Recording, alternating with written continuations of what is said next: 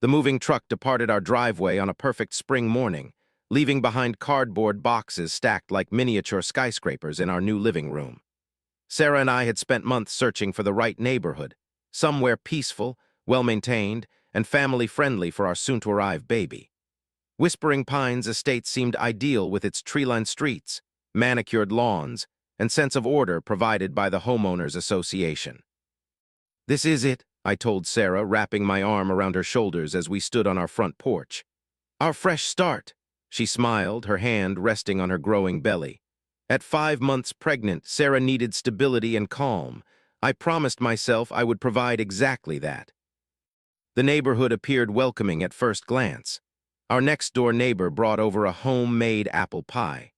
The couple across the street offered recommendations for local restaurants and services. I felt optimistic as I unpacked my electric vehicle charging equipment in the garage. Before installation, I reviewed the HOA bylaws meticulously.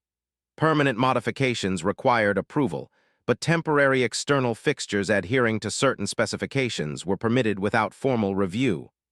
My Level 2 charger fit perfectly within those guidelines, sleek, unobtrusive, and positioned discreetly beside our driveway. "New to the neighborhood?"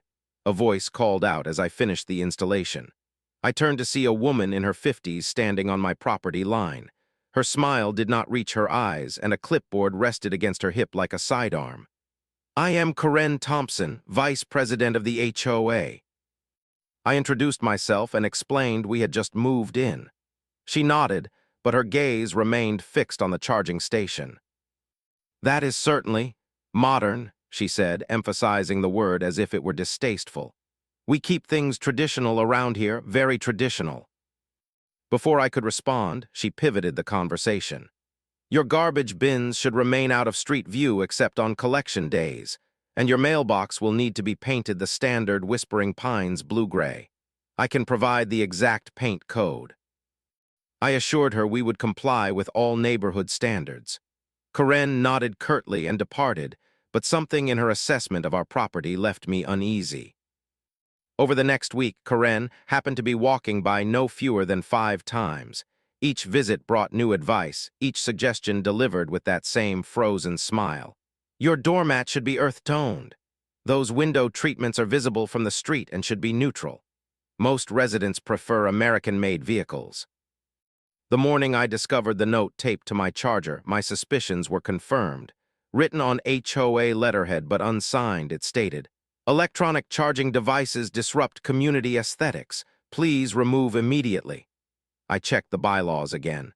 There was nothing prohibiting EV chargers.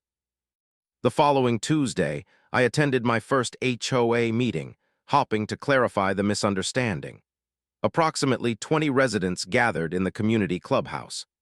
Karen entered last, commanding attention as she took her place beside an older man introduced as the HOA president. Throughout the meeting, it became evident who truly controlled the room.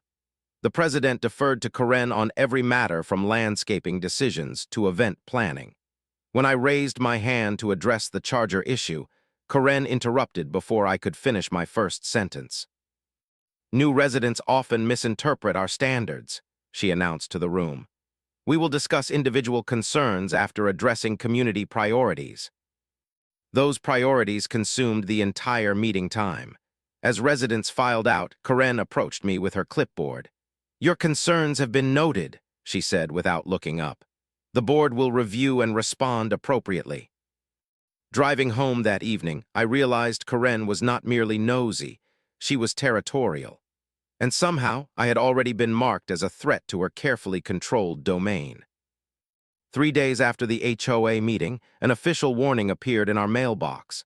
The letter, printed on HOA stationery and bearing Karen's signature, cited violation of Section 8.3, unapproved external fixtures. I immediately retrieved my copy of the bylaws.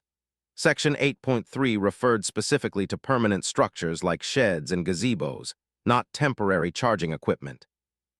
I drafted a polite but firm response, attaching relevant sections of the bylaws and photographs demonstrating the charger's unobtrusive placement. My email received no reply. A follow-up call to the HOA president went straight to voicemail. The message was clear. Karen controlled communication. 1 week later, a second warning arrived, this time threatening a daily fine until the violation was addressed. Sarah grew concerned as she watched me analyze the bylaws each evening. "James, is this worth the stress?" she asked one night. "We could just remove it and charge at the station near your office." I shook my head. "This is not about the charger anymore. She is misusing HOA authority. If we concede now, what will be next?" The following morning brought the first direct confrontation. I stepped outside, coffee mug in hand, to discover Karen's white golf cart parked directly in front of my charging station. The vehicle blocked all access, positioned in a way that could not possibly be accidental. When I knocked on Karen's door, she answered with rehearsed innocence. "Oh my, did I leave it there? Senior moments, you know," she laughed lightly. "I will move it this afternoon when I return from my errands." By evening, the cart remained. This pattern repeated 3 times that week. Each time, Karen claimed forgetfulness or blamed the cart's tendency to roll.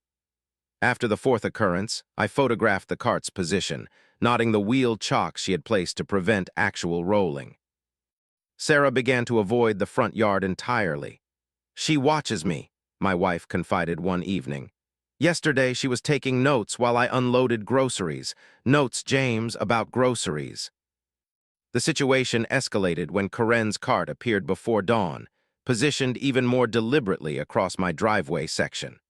This time, I called the non-emergency police line to report a blocked access. The responding officer seemed reluctant to intervene in what he termed a neighborhood disagreement, but did request that Karen move her vehicle. She complied with exaggerated courtesy toward the officer while shooting venomous glances in my direction. Within hours of the police departure, a new warning letter appeared, this time citing improper waste disposal because our recycling bin had been placed 6 inches beyond the prescribed distance from our garage. That evening, I created a detailed spreadsheet documenting every incident, dates, times, photographs, and copies of all correspondence. The evidence painted a clear picture of targeted harassment. Still, I maintained professional composure in all interactions, aware that emotional reactions would only strengthen Karen's position. "Document everything," I told Sarah as we reviewed the growing file. "We are not dealing with a nosy neighbor. We are dealing with someone who has weaponized the HOA to maintain control." Her golf cart appeared like clockwork the next morning. This time, I simply photographed it and added the image to my documentation. The battle lines had been drawn, and I was beginning to understand that this conflict would require strategy, not just persistence. With evidence mounting but resolution nowhere in sight, I decided to seek allies within the community. Surely other residents had experienced similar treatment. Perhaps together we could address the HOA's leadership issues through proper channels. My first attempt came when I spotted my next-door neighbor mowing his lawn. "Martin," I called out casually, "could I ask you something about the HOA?" The lawn mower immediately shut off, and Martin glanced nervously toward Karen's house before responding. "I am not really involved with all that," he said, suddenly fascinated with adjusting his mower settings. "Karen handles most neighborhood business." This scene repeated itself throughout the week. Neighbors who had initially seemed friendly now found excuses to end conversations when the HOA was mentioned. One woman physically backed away when I inquired about previous disputes, muttering something about being late for an appointment. It was not until I encountered Harold, an elderly resident who had lived in the community since its establishment, that I received any candid feedback. We met at the community mailboxes, and when Karen's name arose, he checked over both shoulders before speaking. "You are not the first," he said quietly. "The Richardsons had a basketball hoop, the Patels wanted to install solar panels, the Moores planted non-approved roses." He shook his head sadly. "None of them live here anymore." Harold explained that Karen had joined the board as a secretary 15 years ago. Within 2 years, she had ascended to vice president, a position from which she exercised more control than the actual president. "The fines are her favorite weapon," Harold continued. Challenge her, and suddenly your property is under scrutiny. Many people simply cannot afford the financial battle. His words were confirmed the next day when a board member named Thomas approached me in the grocery store. After ensuring no other residents were nearby, he spoke in hushed tones. "I saw what happened with your charger. I wanted to vote against the warning, but—" He trailed off, looking uncomfortable. "But what?" I pressed. "Last time I opposed Karen, my fence replacement application was denied 3 times. Then my wife's garden club application mysteriously disappeared. Eventually, you stopped fighting." Thomas advised me to comply with Karen's demands, suggesting that resistance would only make my family's life difficult. She does not forget, and she does not forgive challenges to her authority. I returned home contemplating this new information. That evening, a certified letter arrived from the HOA. Karen had filed a formal complaint accusing me of verbal aggression and threatening behavior during our last interaction, an entirely fabricated account of a conversation that had consisted of nothing more than polite requests to move her golf cart. The baseless accusation crystallized my resolve. If Karen was willing to lie to maintain control, simple compliance would never be enough. I needed to understand exactly what rules governed our community and what legal protections existed for homeowners. For the next 2 weeks, my evenings were consumed with research. I studied not only our HOA bylaws, but also state laws regarding homeowners associations, property rights, and right-of-way regulations. I consulted online forums where other homeowners shared experiences fighting unjust HOA practices. I took meticulous notes, building both knowledge and a strategy. Sarah watched my growing determination with a mixture of concern and pride. "Just be careful," she cautioned one night. "We need peace, not war." I assured her that I sought resolution, not conflict. But privately, I recognized that when dealing with someone like Karen, the path to peace might require standing firm against intimidation. The monthly HOA newsletter arrived on a Tuesday, innocuously placed in our mailbox alongside bills and advertisements. Sarah brought it in, flipping through the pages while I prepared dinner. Her sudden silence alerted me that something was wrong. "James," she said quietly, extending the newsletter toward me. "Look at this." There, under the bold heading, Community Concerns, was a paragraph that mentioned our address specifically. Without nomming us directly, Karen had written, "Residents at 1842 Pine Creek Drive have repeatedly ignored warnings regarding unauthorized equipment installation and have demonstrated hostile behavior toward HOA representatives. The board reminds all residents that electrical modifications require prior approval and can present safety hazards to children and property values." The public shamming was deliberate and cutting. Neighbors who had never seen our charger would now view our home as problematic. Worse, the accusation of hostile behavior painted me as aggressive and unreasonable. "This is defamation," I said, reaching for my phone to document yet another incident. The next morning revealed Karen's escalation had moved beyond words. Her golf cart was again parked in front of my charger, but this time with a heavy chain running through the front wheel and locked to the signpost marking the edge of our properties. A laminated note hung from the chain. "Vehicle temporarily secured for safety inspection. Do not attempt to move." The chain and lock effectively rendered both the cart and my charger inaccessible. When I called the HOA president, he sighed heavily before explaining that Karen had convinced the board that both the cart and the area required safety assessment following reported electrical concerns. That evening, needing to charge my vehicle before work, I was forced to run a long extension cord from our garage outlet to the car, an unsightly and inefficient solution that Karen had undoubtedly anticipated. Sarah found me sitting on the front steps that night, staring at the chained golf cart glowing eerily in the street lamp light. "I cannot do this anymore," she said, tears streaming down her face. "The stress, the feeling of being watched all the time. I'm afraid to check the mail, afraid to garden in our own yard."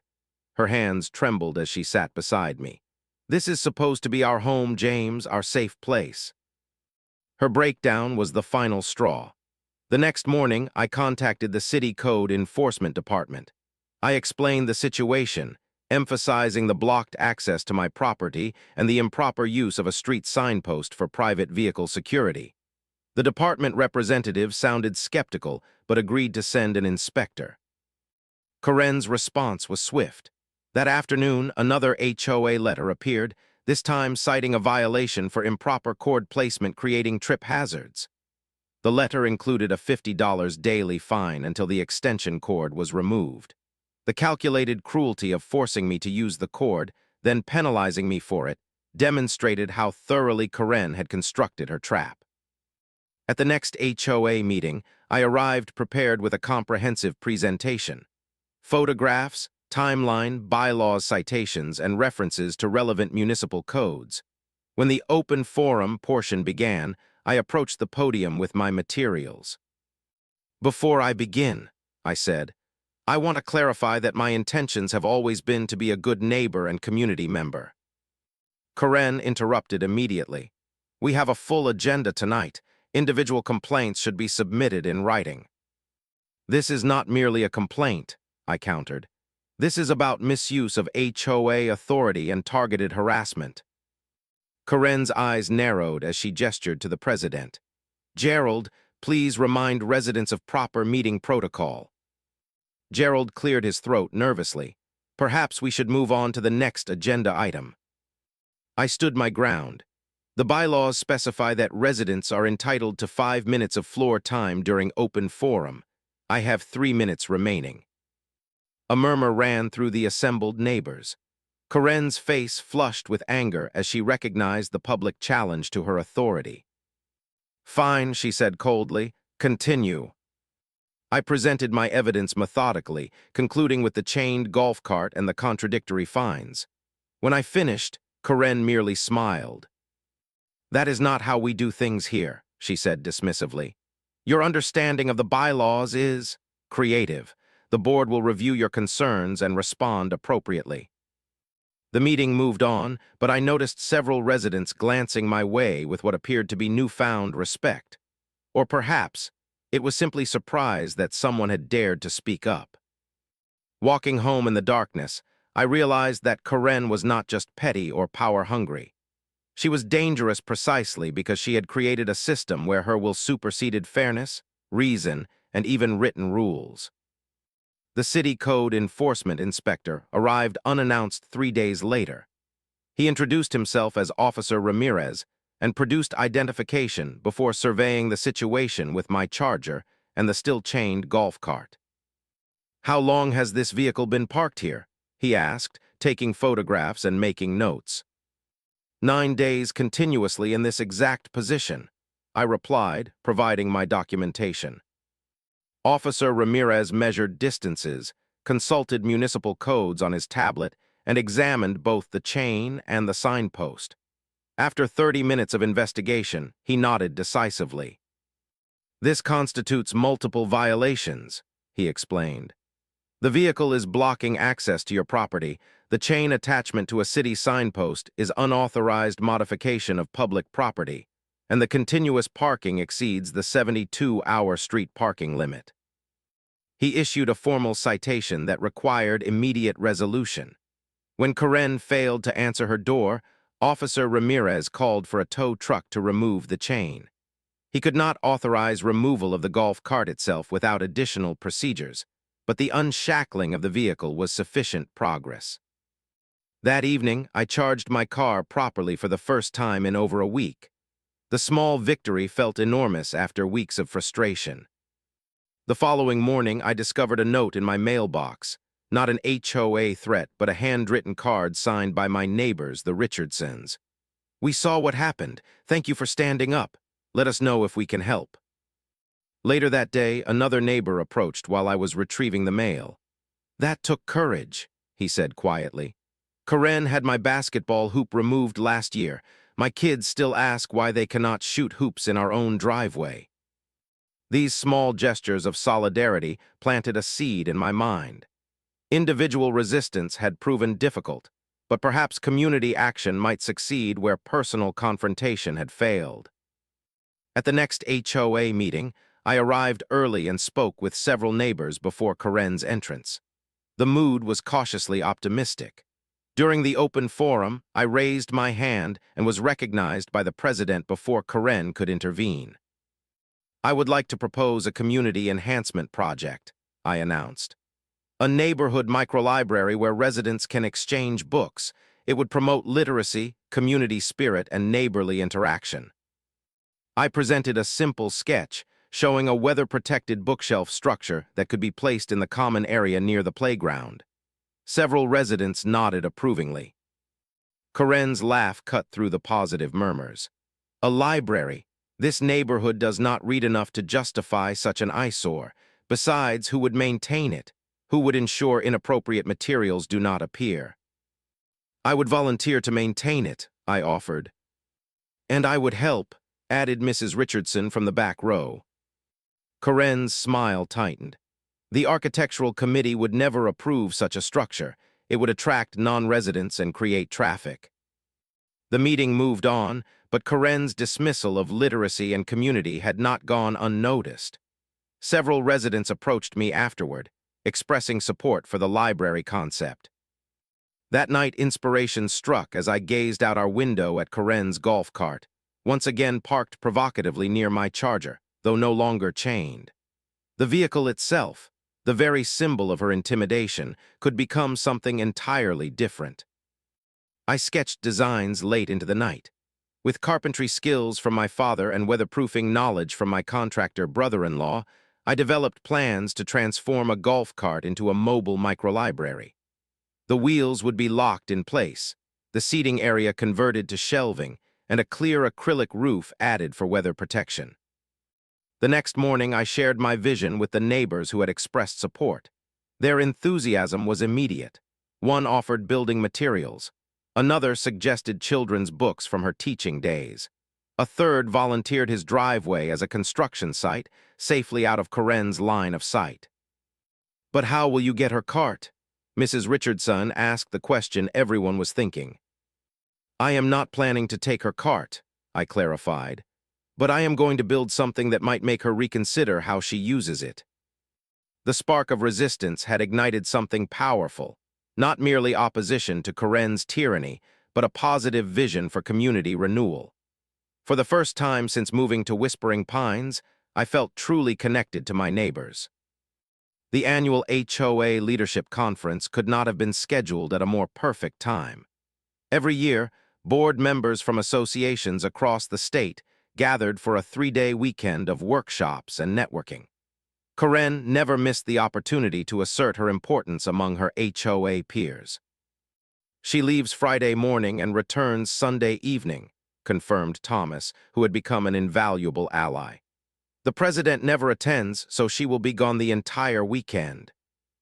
With the intelligence confirmed, our plan accelerated. Materials were gathered, volunteers organized, and contingencies established. We would have approximately 60 hours to transform the concept into reality. Friday morning arrived crisp and clear. From my kitchen window, I watched Karen load her luggage into her sedan, her clipboard tucked securely under her arm even for this departure. The moment her car turned the corner, I sent the text message. "Operation Library is active." Within the hour, a small group gathered in the community park adjacent to the playground. Harold brought carpentry tools. The Richardsons arrived with weather-resistant paint. Other neighbors carried books, shelving materials, and refreshments for the workers. We constructed the library using reclaimed wood from a fence project and acrylic panels donated by a neighbor in construction. The structure took shape as a charming miniature building with a pitched roof, built upon a stable platform with 4 decorative wheels that evoked the appearance of a cart without actually being one.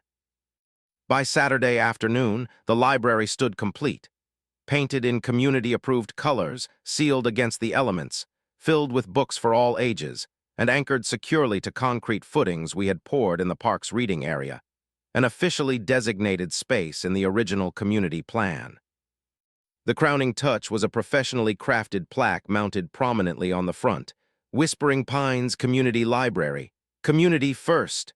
Established 2025.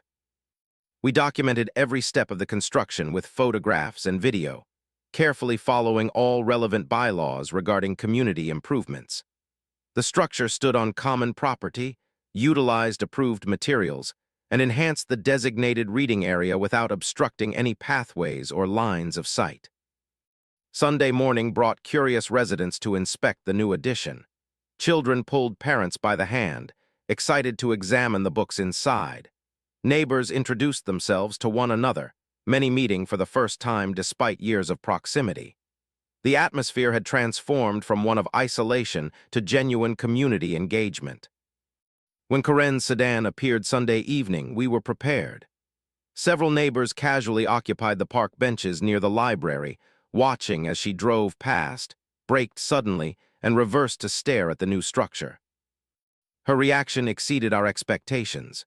She emerged from her vehicle, clipboard already in hand, and marched toward the library with such purpose that several children scurried away from her path. "What is this monstrosity?" she demanded, addressing no one in particular. "Who authorized this construction on community property?" I stepped forward calmly. "Good evening, Karen. Welcome back. The community worked together to create this library during the weekend. Is it not wonderful to see neighbors connecting over books?"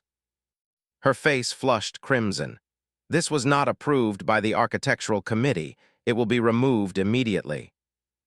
"Actually," Harold interjected, holding up a document, "the original community plans designated this area for reading and literary activities. We have simply enhanced the space as intended by the developers."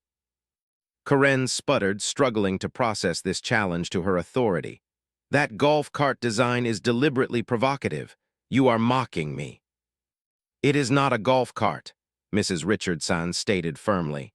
"It is a library with decorative wheels, constructed to code with proper footings and weather protection." By now, a substantial crowd had gathered. Karen looked around, perhaps realizing for the first time that she stood alone while dozens of residents had positioned themselves protectively near the library. "There will be consequences," she threatened, pointing her clipboard at me. "The board will address this at an emergency meeting tomorrow night." "Perfect," I replied calmly. "I believe many residents would appreciate the opportunity to discuss community improvements. Shall we say 7 o'clock at the clubhouse?" Karen retreated to her car, phone already at her ear as she presumably called the HOA president. The neighbors remained in the park, some selecting books, others simply enjoying the newly discovered sense of community. The emergency meeting was scheduled as suggested. Word spread rapidly throughout Whispering Pines, and by 7 o'clock Monday evening, the clubhouse contained the largest gathering of residents in the HOA's history. People stood along walls and spilled onto the patio outside open windows. Karen arrived with a thick binder of alleged violations and procedural objections. But when the president called the meeting to order, it became immediately clear that the balance of power had shifted. For the first time, the silent majority found their voice. The emergency meeting began with Karen demanding immediate removal of the unauthorized structure and sanctions against all involved residents. She cited bylaws, precedents, and procedures in rapid succession, her voice rising with each point. The president, overwhelmed by both her intensity and the unprecedented attendance, struggled to maintain order. Then Harold, respected for his 15 years as a former city planner, requested the floor. His voice, though soft with age, carried moral authority that commanded attention. "I move that we conduct a vote of confidence in our current leadership," he stated. "Community governance should reflect the will and values of its members." A shocked silence fell over the room, broken by a clear second to the motion from Mrs. Richardson. The president, bound by Robert's rules of order so often weaponized by Karen herself, had no choice but to proceed with the vote. Karen objected vehemently, claiming procedural violations and threatening legal action. But her protests only highlighted the very behavior that had alienated so many neighbors. When the ballots were tallied, the result was nearly unanimous. Karen would no longer serve as vice president of the Whispering Pines Homeowners Association. Her face drained of color as she gathered her materials. "You have no idea what you have done," she said, addressing the room. "This community will fall apart without proper oversight."